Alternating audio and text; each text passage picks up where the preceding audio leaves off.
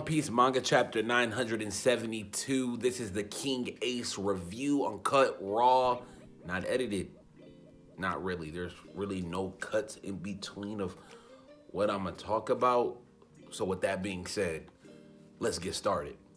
So this chapter of One Piece was a very good chapter. There was a good amount of foreshadowing. Everything that led up to Oden's death was well rounded. In my opinion, I thoroughly enjoyed it.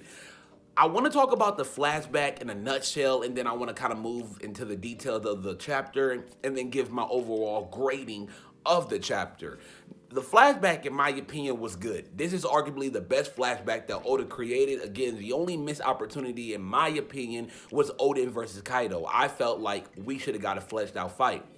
Will it have changed anything? No, but it would have just showed Oda that, hey, like, we're still hungry for that. We would love to see these characters, Kaido, Big Mom, Oden, Whitebeard, Goldie Roger. Of course, we know it's going to happen eventually. But one of the main things I always look regarding One Piece is when we have these mysteries and these theories still not proven and no answers really given to us after 900 plus so chapters, I just hope we don't reach an overload. When we reach our overload, and what I mean by that is when Oda finally starts revealing a lot of content to us, overloaded by the amount of information and the amount of theories that's coming true or whatnot, I just want Oda to kind of pace himself. So us not getting a full fight of Oden, it makes me believe that we may never get a full fight with Oden, considering all things. But again, that could all change. Hey, Oden could be alive. Toki could have did something. I don't know. It doesn't look like Toki did anything. But then again, we never know in the world of One Piece. So this chapter started off with Shinobu talking to Juro, one of the subordinates of Orochi. I believe he's the one who has the barrier fruit.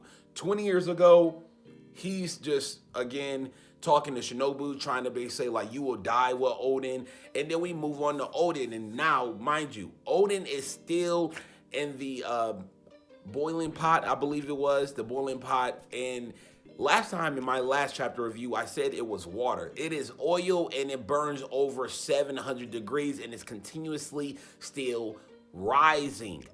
Oden gets through the time to the point where it's like a third of the time, then half the time, and pretty much it's no more time, and Oden actually prevails. He succeeds.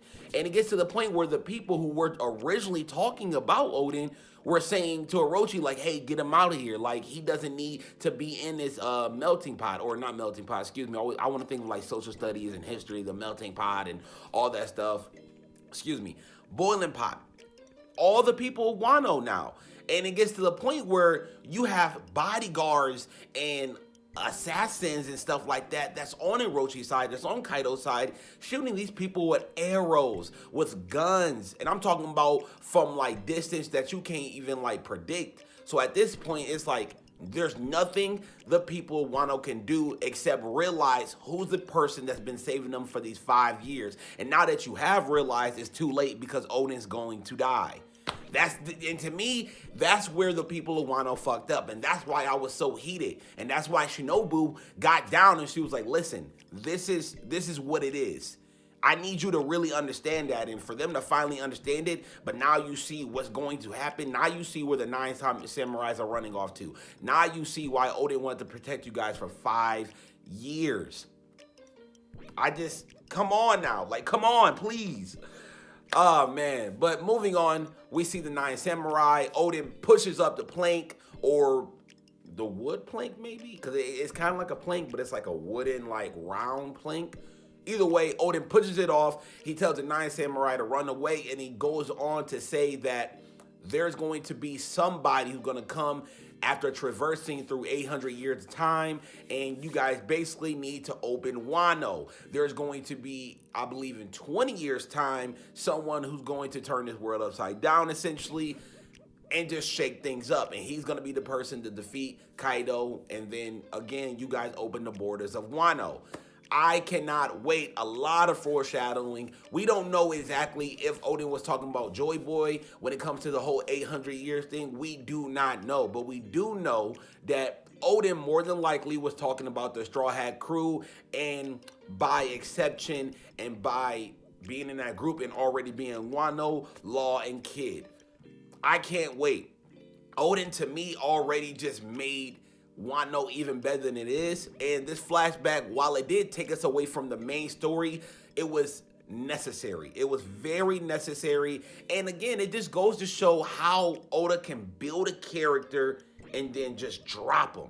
And that's what he did with Oden. Of course, we knew he already died, but seeing again his adventures with Whitebeard and Goldie Roger, and again, the only missed opportunity, the full fleshed out fight with one of the top Yonkos, Kaido, I feel like that would have been a complete flashback and that would have been perfect. We're not going to get anything more of Kaido than what we see with Zoro using Enma. That's the closest thing we're going to see Oden kind of play a role in his future endeavors with Wano and whatnot. So we're not going to see much. We're not going to see much.